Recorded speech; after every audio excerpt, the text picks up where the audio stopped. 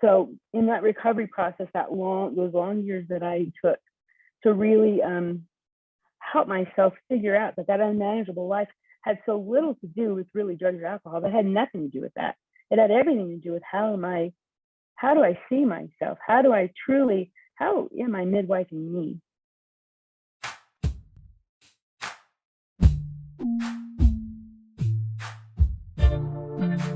Hi, my name is Augustine Colebrook, and I'm the principal at Midwifery Wisdom Collective. I speak on this podcast about big picture, political issues, and the future of our profession. Hey y'all, I am Jamara, and I'm a midwife. I'm also a birth justice activist, and this season I am looking forward to sharing stories of Black midwives and the communities they serve. Hello, beloved birth community. I'm Angela Love, nurse midwife since 2004, preceptor, and mother. I have a home birth practice called Midwife Love and a national telehealth practice called MidwiferX. My mission is to keep birth choices available and to educate the next generation of midwives for our daughters and grandchildren. Matriarchy now. I'm Layla Wyatt. I get to share with you the voices of student midwives from across the country and beyond. This season, we focus on those students who just graduated, are about to sit for the NARM, or did yesterday, and we get tips and tricks for you for what happens at the end of the student midwife journey. Shari! Hi, how are you? Hi, my friend. How are you? I'm good. It's been a long time. I know. I haven't seen you, I think maybe 3 or 4 years. I know. I mean, I've seen you. I see you all the time on social media, but I haven't seen you in person. The pandemic changed everything, didn't it? It did. It did. I see everyone on social media, but I don't see them in person. Well, I'm so glad that you're here with me. For those that don't know you, let's do an intro. Like, who are you? Where are you? What are you about? Well, I guess it would depend on, what topic we're talking about, because the first thing I'd probably say is I'm grandma. That's like my favorite thing in the whole world. Right now I'm in Highlands Ranch, and that's in Colorado. And I've been a grandmother since 2016. That's my favorite thing in the whole world. I've been a mom since 1982. I've been a nurse since 1990. My first job ever in a hospital was in 1984. That was as a grill cook in a Catholic hospital in Springfield, Missouri. I got my introduction to hospitals in 1982 when I had my first son, and he had a terminal liver disease. It was considered terminal at the time. It's called biliary atresia. Anybody who's ever heard of that may know that now it's no longer considered terminal, but we lived on a pediatric research unit here, actually, at the University of Colorado Medical Center. We were there for on and off pretty much for 2 years. I was a teenage mom, and pretty much was just told he's not going to make it. He's going to die by the age of 2. And I said, well, that's not right. And so I learned everything I needed to know about that disease. He had an experimental surgery at the time called the Kasai. And the Kasai now is considered routine, but at that time, we had to sign everything in the world to say that they could experiment on my child. And he's going to be 40 this year. He'll be 40 in December. Wow. Yeah, so he's been written up in a lot of journals. He ended up eventually having a liver transplant. There are very few kids his age he's not a kid anymore, obviously, but who have made it this far. There's not very many people his age. That's how I got introduced to nursing. So I'm a nurse midwife. I've been a nurse midwife. I've been a nurse since 90, and then a nurse midwife since 1995. And so I guess that's probably what most people think of me as, is a midwife. So wow. Yeah. Wow. And you have practiced in all 3 environments. I have. I originally started out in the hospital setting and it really never dawned on me that I was smart enough really to go to college, even be anything other than a mom or a secretary. My mom was a secretary. People in my family really didn't go to college. My dad did go to college for Bible. He is a Pentecostal preacher. I don't know if you know anything about preacher's kids, but you know, Dr. Phil says if you can get that preacher's daughter out the back window, you're in for a good time. So, you know, I don't know. Preacher's kids are not, we don't have that great a reputation, I think.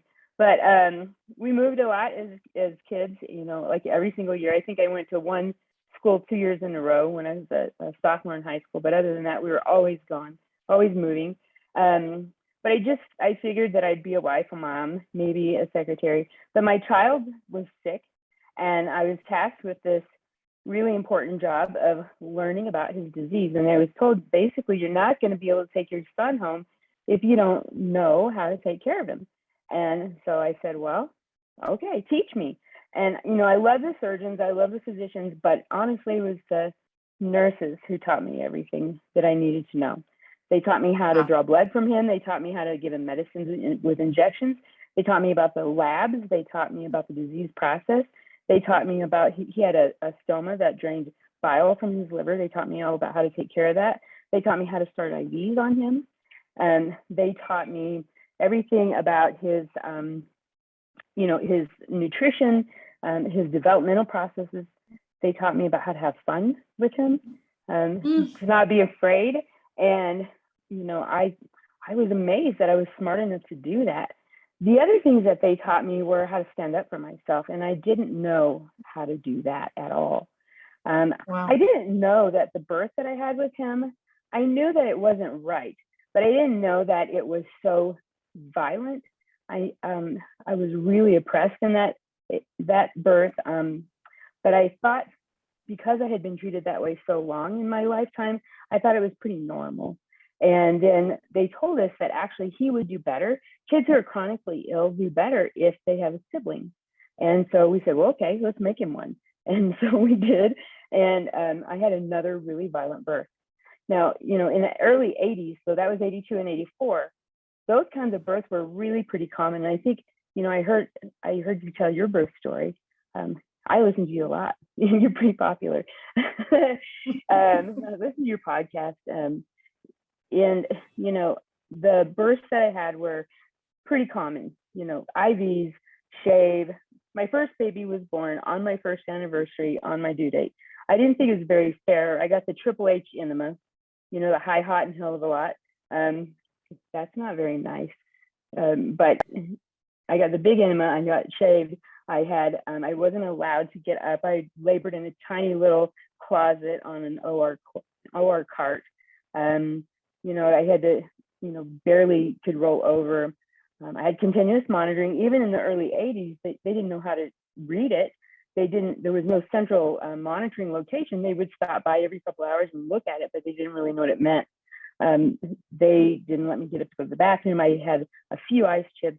Then when it was time to have the baby, they pushed me down into the operating room and loaded me over onto the gynecology table, put my legs up in the air. There was everything covered with drapes.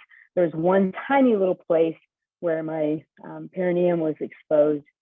A person who came in, I didn't know, I never met them before. Everyone had hats and masks, even my husband at the time.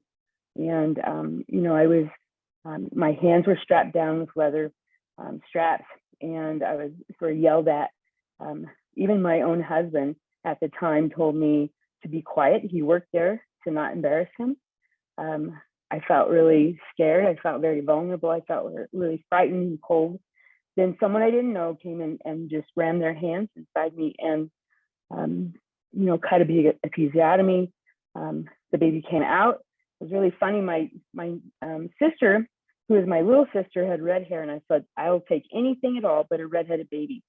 You know, I had no ultrasounds. I didn't know what I was supposed to have. We didn't do genders or anything. And the doctor literally like hit my bottom with his hand and said, congratulations, you have a son, the boy. And it was redheaded. And I said, oh my God, it's so beautiful. But it was like, duh, I knew it was a boy the whole time.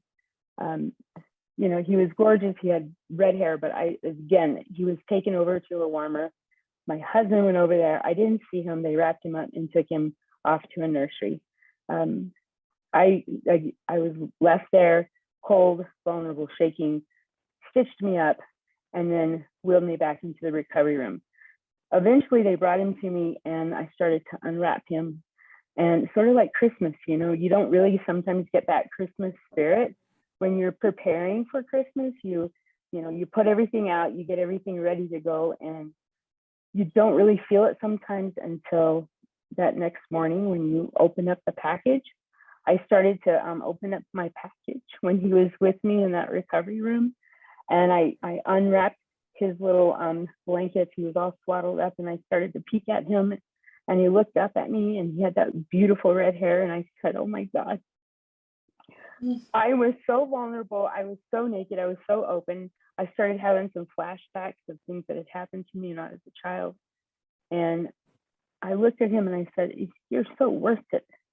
And I found out that I did something that was really incredible. Even in those vulnerable moments, and even when I felt so violated, something really beautiful came from that. And I had this beautiful son. And so he and I bonded, and then we bonded even further over the next years of his chronic illness. And even today, he and I have this very secret sort of empowered relationship where there's just no words that can describe how it is when you are tasked to be that close to each other and have to really dig deep down and take care of each other. I've had periods of time in my life when I was really sick, and he's the person who took care of me. So that's how I got born. You were both born that day. We were both born. Yeah, we both grew up in that experience. So he's an amazing person. He's an amazing dad. He is my kindred spirit. So yeah, he taught me things about myself, that I could be vulnerable, I could be hurt, but I could also stand up for myself. So that's how I got introduced to nursing, though. And I became a midwife because of those two births. I went to nursing school, and I knew I was going to be a nurse midwife. So I didn't go to nursing school because I wanted to be a nurse. I didn't really know. I actually, in 1980, I guess it was 86 or 87, I went to a MANA conference, and I met this really cool lady. Her name's Ina Gaskin. And I met her and some of the other ladies, and signed my book, and I heard about these ladies on the farm, and I heard about some ways to have babies, but I still didn't really think that was possible for me, because I didn't really deserve that. I wasn't clean enough, I wasn't smart enough, I wasn't good enough to have that. But I still thought maybe I could go in the hospital, and if I was good enough and if I behaved enough, then maybe I could help people have a better birth there. And so I heard about this place called the Frontier School for Midwifery and Family Nursing. And I used to listen. I lived in Missouri at that time. And so I would listen to Tony Robbins. Have you heard of Tony Robbins? And I would listen to him on the little cassette tapes. I secretly, behind my husband's back, I bought these cassette tapes, and I would listen to him talk Yes. when I would drive to work at night, because I worked a night shift, of course. You take care of the kids in the day, and you work at night. And I would listen to him tell me how I could do it, if I put my mind to it. And so I applied for midwifery school, and within 4 years after I graduated from nursing school, I was in midwifery school. And that was just this whole crazy other world. And I really started to meet some people that I thought were, the most beautiful icons that you would ever hear about. Kitty Ernst was one of my instructors. She yelled at me one time to get my mind off the perineum. And I thought, lady, you don't even know. That's like all I think about, she's catching babies. She gave me my first B ever. And that was in birth center. They taught these courses called birth center. And she gave me a B, and I couldn't believe I got a B from Kitty Ernst. Over the years, I used to tease her about that. And she said, you deserved it. All you could think about was catching babies. Penny Armstrong was one of my instructors, the author who wrote a great book about delivering babies in Pennsylvania. So jealous of her. I wanted to be like her when I grew up. Obviously, she was a beautiful lady who changed some really important lives there. My first preceptor was Diane Barnes, who was a midwife in Missouri. And yeah, I know that. Yeah. So I caught my first 24 babies with her. My first job as a nurse, as a student nurse, and as a nurse, was at Parkland Hospital. Now, Parkland Hospital is Dallas County's county hospital. That I don't know if you've ever heard of them. That's where they write Williams Obstetrics. So huge county hospital. We did about 1,500 births a month there. Very, very high risk, high volume, high setting. And I actually got really turned on. I mean, I didn't even know I had that kind of adrenaline, but anything you wanted to see, anything you wanted to hear about, if you read about it, it was there. And I really found out how much I could move, how much I could grasp. And so Parkland Hospital is where I trained actually as a student nurse. I worked there for 2 years as a student nurse, and then a few years as an RN. And that's where I worked with Nancy Jo Reedy, Mary Brucker. They were starting Parkland's midwifery program when I was there. And that was wonderful to watch, that unfold, and to really get to see some protocols being written, and to see how that all worked. I got to work with the residents. I got to work with medical students. I got to work with Dr. Pritchard, Dr. Levine, those people who write that book. Anything that you saw, you stopped, you took a picture, you took a culture, you had to describe everything that you were seeing, you documented everything. Great, really good training for anything that you could think of, We didn't use MAG for preterm labor. We didn't do epidural. I got to see a lot of physiologic birth in a high risk setting, and that was amazing. But anyway, so then I went to midwifery school, and I got to do things with Diane Barnes and her little birth center in Reed Springs. Then I went to Kansas City and did birth in a hospital with a dynamic nurse midwife who did gynecology, and she did surgery, and she did all kinds of births in the hospital, and got a really well-rounded experience there. So my first job was, I was a hospitalist midwife in Meridian, Mississippi. And boy, I was hot there, and it was stinking hot.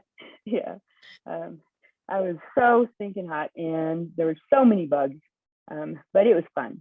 I took anybody who came in the door. If you didn't have prenatal care, that's what I did. I got to do all the people who didn't have anybody for their care, and nobody thought that was odd. Nobody thought that it was odd that I did preterm births or breech births or, twins or whatever. Nowadays, obviously, that's a political hotbed. But yeah, I did that. And then I did a National Health Service Corps stint in Chattanooga for a couple of years, and got to train lots of students. And I brought midwifery care into 2 inner city clinics in Alton Park and Dodson Avenue clinics. And then we delivered babies or caught babies at Erlanger Medical Center. Worked with the perinatologists there, the medical students, and the residents there. That was wonderful. That was a lot of fun. And then did private practice until I actually, years later, I took a break. And that's another story. So that's a big, long introduction. I know you asked me for an introduction. I love it. Yeah, I'm always happy to talk about that, because it feels like when people think that they can't, how do you get there? And I really I didn't know how to get there. I wasn't sure how could I do something that seemed so far from who I was, my background, very poor coming up, never heard of what I wanted to do. I never thought that was anything that could be possible for me. And literally, I just did a little piece at a time, and just researched a little piece at a time, and took it A, B, C, D. I'd say, well, how do I do that? And I would ask people to help me, and send me the application. And then I would look at the application and I think, oh my gosh, how does that work? I didn't have a computer. There was no such thing as a computer. I had a typewriter. I got so excited that typed 3 lines at a time. And then, we type it out. There was no computer for your papers. I mailed Kitty Ernst my papers, and she'd mark all over them in red and mail them back. Comps were on paper. Everything was long distance. But, if you have perseverance and if you pray really hard and if you wish really hard, you can do it. It just takes a lot of work. What's your favorite part about being a midwife? Yeah. Well, when I came back to midwifery, I told you I took a long break from midwifery. In the process of all the things that happened there, and I'm very open about my history. Towards the very end there, I was doing a lot of work. I was on call 24/7 for many years, and the private practice that I was in, I was the only midwife, and I didn't take breaks. I was never really off call, and I probably did 20-25 births a month. I saw maybe 30-40 people a day in the office. I did colposcopies. I did a lot of GYN care. I did a lot of prenatal care, and you and I talked about that that feeling of not being enough, of feeling like you have to do way more than anyone else just to be even with everyone else. And that goes back to, histories that are way more in depth than what we probably really even want to talk about tonight. But it got to the point where I just had an unmanageable life. And when you have that unmanageable life, you tend to seek out things that are going to help you cope. This is coffee. Yeah. Coffee is one of the coping mechanisms for one of busy the life. coping mechanisms. Yeah. And I just it's one of the healthier coping. I know. And then, I've got this birthday coffee cup. It says "Be kind of a bitch." And so one of my kids got that for me. Anyways, so literally on the edge of losing everything, because as hard as I work and as much as I put out there, because you think that you have to be everything to everyone, and you think that if you don't, well, that's one of the distortions, right? One of the distortions is this belief that you're not enough if you aren't doing. Right. If I'm not working my everything, if I'm not doing all of it, then I'm not doing any of it. If I'm not killing myself to help people, if I'm not available to you all the time, then I'm not doing the right thing for everyone. So eventually, I gained a lot of weight because I was eating terribly, because I was trying to fill that hole. I was never slept. And when I did sleep, it was terrible sleep. And I would just almost die into my sleep. And eventually I started using some substances to try and help myself sleep, and never used anything like street drugs or anything like that. But I had an injury. I broke my back in 1994. I crushed my T8 vertebrae. I lost an inch in height. So, used some muscle relaxants and things like that. And eventually I literally had gotten so sick that I reached out to some of my midwifery cohorts, my peers, and said, I need some help. I need help. I'm really struggling here. And I was told that, that's just too bad. You're going to need to find something else to do. Nobody understood, or nobody wanted to help me. And I couldn't reach out to my spouse, because that was not a good relationship. There wasn't really anybody else that I felt comfortable reaching out to. And so I did find out that you could go to the Board of Nursing. The Kansas Board of Nursing had a program called the Kansas Nurse Assistance Program, that if you walked in the door and said, I need help, that they would let you do that anonymously. Like they wouldn't actually report you to the board. They would just let you have a peer assistance program and be with people who were your same, they were also nurses and pharmacists and doctors and things who were having the same sort of issues, and they would help monitor you and get you into programs and help you get better. And so I did that. I said, I need some help. I need somebody to help me so that I can manage this better. that I can learn how to do my work better, and and not kill myself. Because over 26, I think it's 26+% of nurses have addictions or alcoholism problems. They don't think that it's going to be midwives though, right? Because if you're the healer, if you're the ultimate healer, if you're the person who's being with women, then obviously you're not going to be having a problem, right? No, that's crazy. Go to any ACNM conference, or that's the American College of Nurse Midwives, folks. But if you go to any sort of midwifery conference, what are they doing? They're drinking, and I'm not necessarily they're teetotaling, but they're having wine and they're enjoying themselves. And I could never do that, because that wouldn't be something that I could do, could relax. But physicians are very high on the list. Anybody who has a caring profession are high on the list of not having a manageable life. So anyway, I went into that program and I was starting to do better, but my relationship and my marriage was falling apart, and eventually I just lost everything. I had to walk away from my career. I had to walk away from my marriage and my career, and lost my home and lost my lost pretty much my self-esteem. And the physician that I worked with was actually pretty wonderful, and said, I will help you. I'll send you to a rehab program and you can get some help and you can come back here. But my husband took my kids and he went to another state. And so I just said, and I had 4 kids by that time. And I said, no, I think I'll just go to bed for 3 months and be depressed. And so I went to another, I followed them eventually, and I just took that break from midwifery. That other state, which was Wyoming, you don't have to report when you were in Kansas, but when you go to another state, you're supposed to report. And I just, I went to Wyoming, and that's a whole long story. So the state boards of nursing, by the way, are not your friends. They're there to protect the public. They're not there to protect you. So anytime you go into those places and they're wanting to monitor you, they write whatever they want to write. They put whatever out there that they, the verbiage that they put out there is not necessarily the truth. It's maybe bits of the truth. But I did that off and on for like 12 years. It was a long, long time. Eventually, I came back to midwifery. It took a lot, though. It took a lot.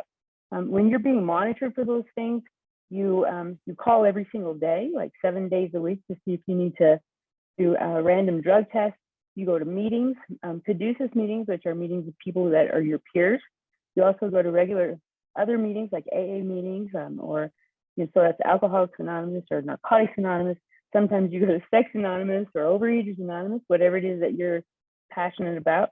I learned some really great things about myself. I found people in those rooms that were, really suffering the same way that I was, and was able to actually start to use those things in my nursing practice. I did some other kind of high-level clinical nursing things, like I started the IV PIC team. That was a great way to still, service or minister to the community and not lose my skills, and still do a lot of the things that I did as a midwife. I would sing to my little old ladies as I'm putting in their PIC line that they're going to have for their chemo. I would, still work with women who had cancer and things like that. But I was not attending people at birth. I also did sexual assault nursing. That was very true to my heart. I did a lot of kids because that's where my history started. I had a history of sexual assault as a child. And, when that hits you, and when you have those kinds of histories, and then you become a mom and you give birth, and you see how that correlates, and how you view your body and how you see yourself, how you see the vulnerability that you have when you're a child, and the parts of your body that are used to birth a baby don't feel like they're loving and cared about. when you have to go back into that place in order to surrender and allow this sweet little spirit to come through, that is one of the hardest things I've ever done. So in that recovery process, those long years that I took to really help myself figure out that unmanageable life had so little to do with really drugs or alcohol. That had nothing to do with that. It had everything to do with how do I see myself? How am I midwifing me?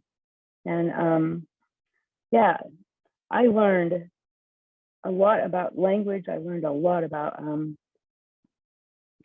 finding the power that I needed to see myself in a whole different light, and find my way back to midwifery by finding my way back to my child, and then being able to come back into that, that girl who was laying so vulnerably on the table and saying that you're all right, you're enough.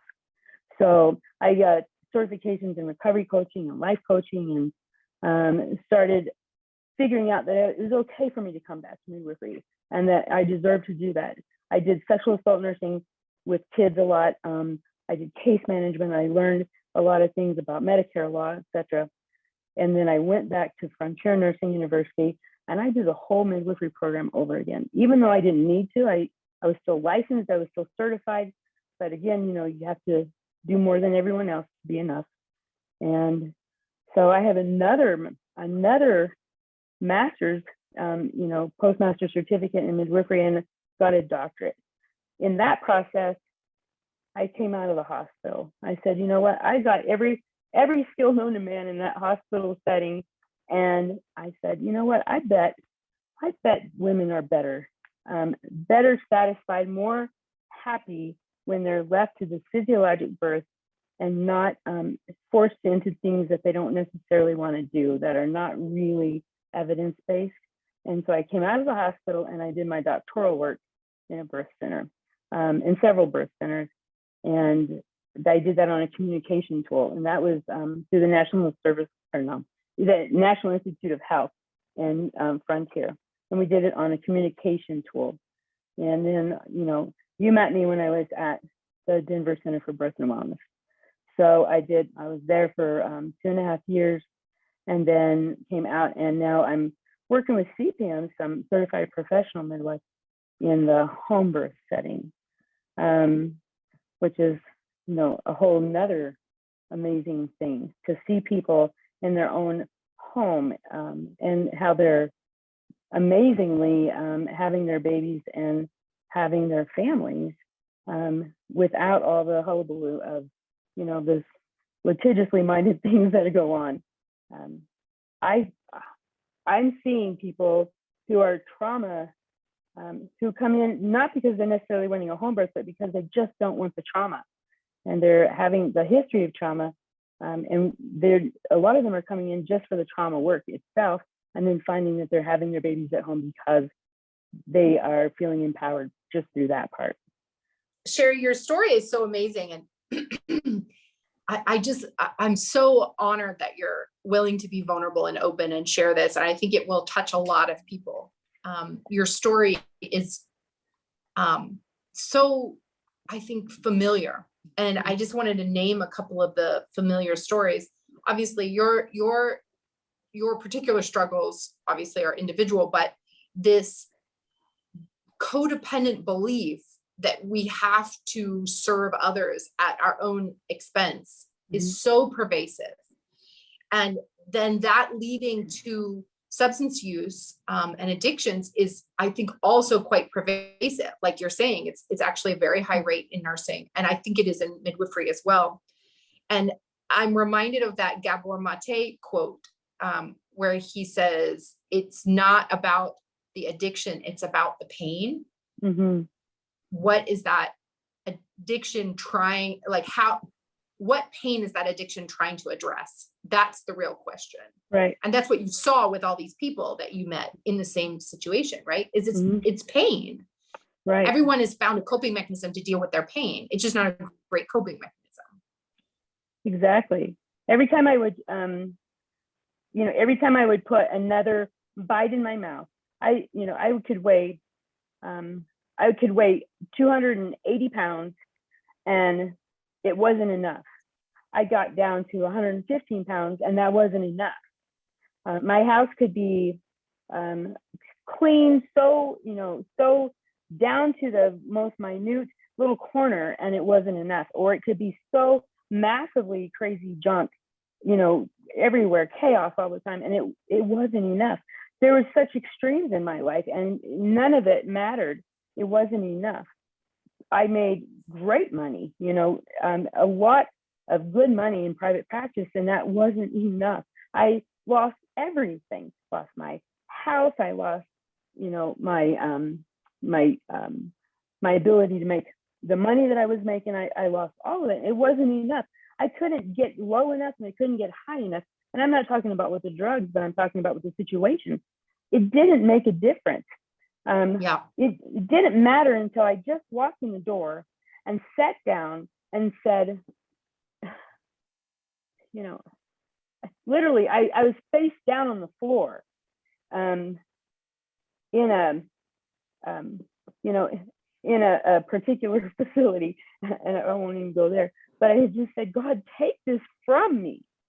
I can't do this by myself, because I couldn't find a person who is, in my same situation, who understood like this caring role that I thought that I needed to play, that would help me, or that I could even talk to. Every time I would reach out to other nurse midwives anyway, I would just get that look of, well, that's not appropriate. You're going to need to do something else. Total judgment. Only judgment. Yeah. Right. I still get that today. I still hear that today. I was meeting today with the Colorado Coalition for Safe Transfers. There's a group of people that are working on this transfer protocols, and we're trying to make it better for people who are out of hospital coming in, and better for those people who are sitting in the hospital setting, waiting for the people to come in and not feel like, I'm going to have this vicarious liability just by taking someone. The biggest thing I think so for a lot of nurse midwives is that we are subject to all these complaints, and you know what that's like. That just because someone doesn't understand what we do out of hospital, we might have a complaint against our license. There are several of us right now that are dealing with these things, and literally it's simply because of the misunderstanding of what we do and how that happens, right? So I've been dealing with that right now for like almost 4 years. It's very difficult for people to see, to stand in what we do, and to have that kind of responsibility and think that we would want it, that kind of burden on us, that we would sit at home and just, avoid a transfer just because we want more than anything for someone to have their baby at home or in a birth center. That's not the goal. The goal is a healthy mom and a healthy baby. We would transfer in a heartbeat. In a heartbeat, you would go, if that's what the appropriate thing would be to do. But, things can sometimes happen, and you don't have control over every single thing. You follow protocols and you know the right things to do, but sometimes something could happen and you don't have control.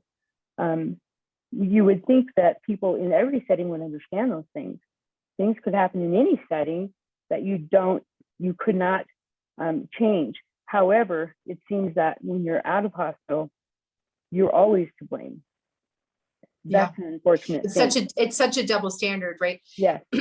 Yeah, we see that all the time. The community-based midwives are in a fishbowl. They're just under constant surveillance, and the hospital seems to practice with total anonymity.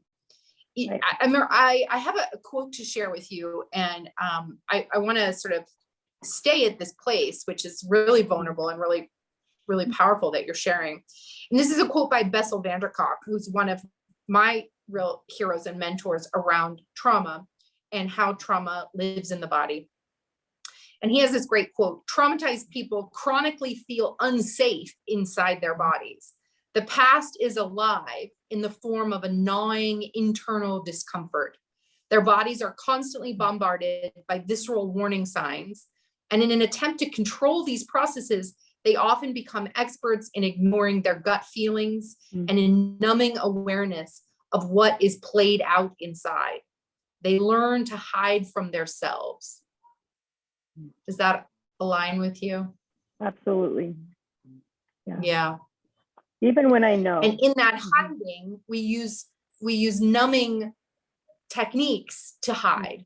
So food can be numbing, all manner of substances can be numbing, sex can be numbing, right? Yeah. All of these are coping mechanisms to try to deal with the root pain. Absolutely. You would think that, when you say I've been addicted or have substance abuse problems, people would think that, oh, that person is out there, scoring whatever. No, substance abuse or alcohol abuse literally is just, taking something to help me sleep, just taking something to help me check out, or Turn even off the brain. turn it off. Yeah, because I could not face the demon that is me. Face the feeling. And the hypervigilance, like it becomes this like constant, right? Like you said, taking care of the kids during day and working at night, you become constantly on. Right. Right. Or how can I even face myself,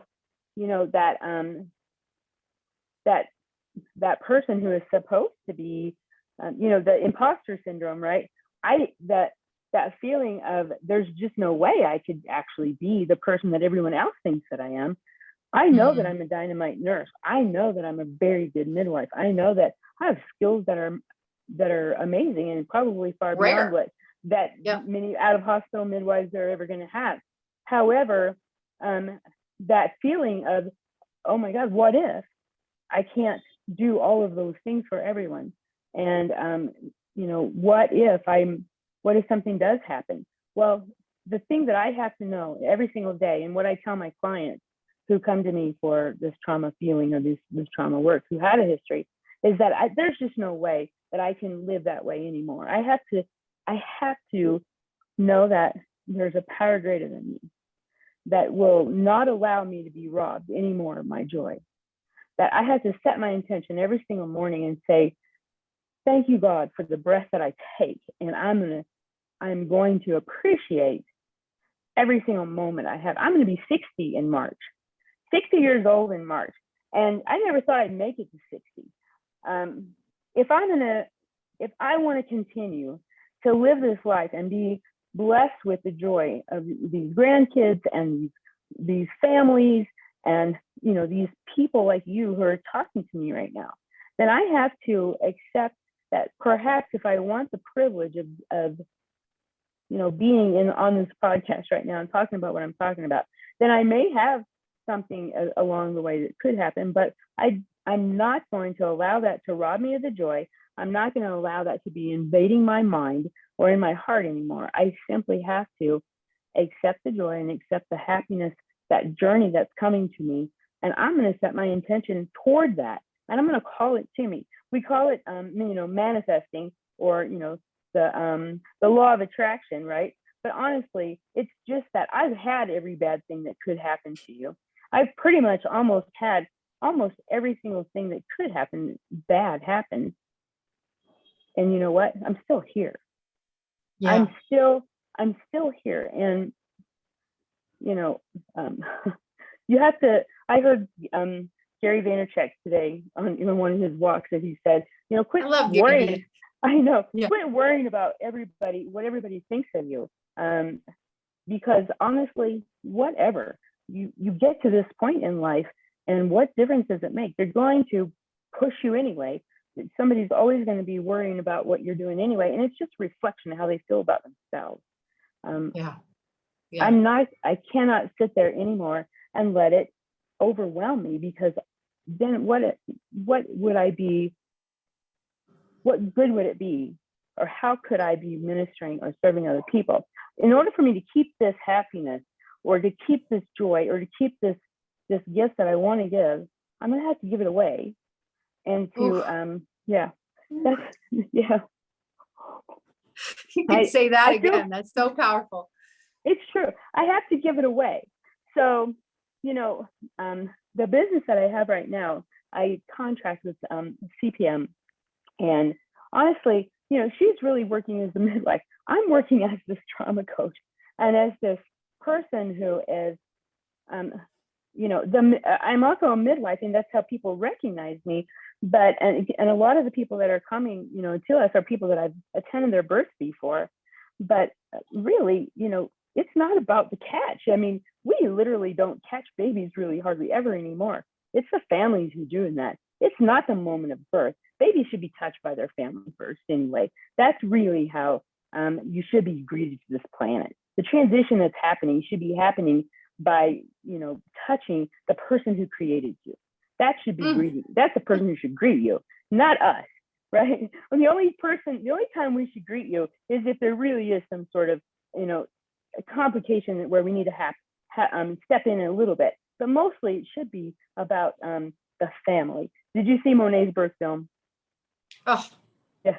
So we were there. We attended her birth, but you don't see us there. It wasn't about us. It was about her and Ryan. They were the people that were greeting their baby. I know that she got a lot of flack for that, but because all the people wanted her, right? Everybody wanted her to have their baby, her baby at their facility. Everyone knows Monet. And even if resuscitation is needed, the parents' hands should still be there. Their voice should still be there. Yeah, that's the main thing. Absolutely. Oh, you're so inspiring, Shari. And I just want to take a second, and I just want to acknowledge what you've shared with us today and how powerful it is to tell your truth, and how telling your truth has acknowledged something that most people are not speaking about in midwifery. People are attracted to midwifery, and specifically, I think, community-based midwifery a lot because of their trauma, how they were born, how they gave birth. It traumatized them, and they came to it and said, this could be different. I could be a part of making it different, which is beautiful. But until you go in and heal the trauma that brought you there, you live in it. And living in the trauma is a kind of alternating hypervigilance and shut off numbing. And the hypervigilance and numbing, like spectrum, creates a lot of damage. And you speaking about the damage that you went through is like really powerful. And I just want to thank you for that. And I want everyone listening to really hold this with the kind of reverence and sacredness that it deserves. We need to reframe addictions and substance abuse in our culture to really, like Gabor Mate focuses on, and where is the pain coming from, not where is the addiction coming from. Right. And really focusing on the trauma, like you're doing for all of your clients now, and not focusing on the coping mechanisms, which obviously are not fantastic, but they came about for a reason. Nobody actively seeks substance abuse if they're not traumatized, like they go hand in hand. Right. Yeah. It's the language. It's so much about the language. I would never say in my practice, let you, allow you, you get to, that none of that ever happens. When somebody comes in, they say, do you make me? That doesn't even come up. The verbiage is, here's the risk, here's the benefits, here's the evidence. What would you like to do for yourself and your family? What would that entail for you? And then, they decide.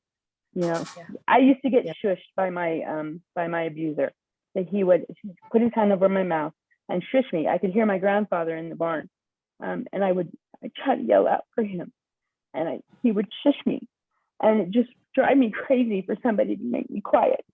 And so I don't ever, ever, ever want to do that to someone else. So now if somebody asks me, I tell, I would say what happened, how I feel, where I'm at. I'm in a book. There's a book called Addicted Healers. I've talked in front of nursing students. Anybody who wants to know, I'm going to be able to, testify, because it's the quietness and it's the shame that keeps us down. And the minute I stand up and I say, you know what, you can't shush me anymore, whether it's the board of nursing or whether it's somebody who thinks that they are better, or somebody who just doesn't want to know about it because it makes them feel something about themselves. They just can't do that anymore. And I'm not going to do that to anyone else. If you want to, if you have something to say about your family and what is going to be right for you, then we're going to support you. I'm going to stand with you and I'm going to support you the best that I can. So, and I appreciate that about you, hon. You're doing the same thing. You're doing the same thing where you're at. So Amen. We're going to see how this all plays out with, with we'll have a revolution. I think. I don't know. Yeah. I may have to do that whole PMA thing. I don't know how that's going to look. I may be over in India, but no matter where I'm at, I'm still going to continue to wear my truth. Right? Yes. And I love this. And it goes right in hand with the third quote that I pulled for today's conversation. Yay. And that Okay. is this quote from Brene Brown. And that is that our sense of belonging can never be greater than our level of self-acceptance. Like radical self-acceptance is the only pathway towards that, filling that hole and belonging. Yeah. And you're doing that so beautifully. I love that about you. Yeah. My daughter hates it sometimes, but she still loves it too. Oh, my kids hate it about me as well. I know. But that's a part of me belonging to myself, is that I keep saying my truth anyway. That's right. Yeah. Yeah. I've told my daughter, my granddaughters, you will understand when your day comes. I used to ask my mom, why me? Why Ness? Why did this have to happen? And she'd say, for such a time as this. And I'd say, that just makes no sense to me. That's bullshit. And she didn't like that when I'd say that. But honestly, I can see it now. I can look back and I can see now why every single detour, every single turn, why that had to happen, or why I had to walk through that or slide through it or crawl through it. Because there is an empowering moment where you can see that the thing that happened to you is why you are the woman that you are today.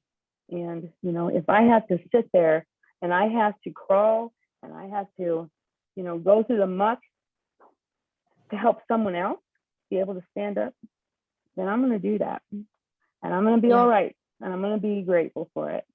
So that my daughter and my granddaughter can stand up for themselves and not have to be shushed ever. Yeah. Here's her quote. Belonging starts with self-acceptance. Your level of belonging, in fact, can never be greater than your level of self-acceptance, because believing that you're enough is what gives you the courage to be authentic, vulnerable, and imperfect. When we don't have that, we shapeshift and turn into chameleons. We hustle for the worthiness we already possess. And I drop the hustle and you drop the hustle, and we just show up as we are. And I think that might be the biggest gift that we have to give away. And I know that you're continuing to give away your brilliance. And I do here in this podcast. And I'm just so grateful for you. So grateful for you. That's what I told you. I think that we're soul sisters. Yeah. And I'm so glad that our paths cross. And I'm so glad that we got to share this. And let's end this Thanksgiving episode with what we're most grateful for. Would you share what you're most grateful for right now? Let's see. I'm most grateful for my breath. I'm most grateful for my prayer. I'm most grateful for that feeling that I have, just to know that that all I have to do is be conscious and aware that I'm woke, and that, I could say, I'm grateful for my kids and my grandkids and my husband and all of those things. And those just are so given. I'm grateful for just that every single moment of the day, that all I have to do is just be conscious. I can look back at so many instances in my lifetime when I was worried about this or worried about that. And I can't even imagine, I can't even fathom that I had any, that it mattered at all, whether it was somebody who was judging me or that I was judging myself, or that, whether it was a house or a car or a pair of shoes or, somebody's impression of my work or whatever, that I can actually literally just sit here and take that breath, and I can feel my lungs get bigger with air, that I can, have a positive thought about someone, that I can literally say to somebody who I've been thinking about, I've been praying for you, and it matters. It matters to me that I can think about you and where you're at and the things that you went through. And I have a thought about that. And I feel like when I say, I'm praying for you, or I'm sending you love and light, which is such a, quip that people say, I mean it. And I can feel it. And it's right here, and it's in my gut. That's what I'm grateful for. I'm grateful for just that consciousness that I have every single day of my life.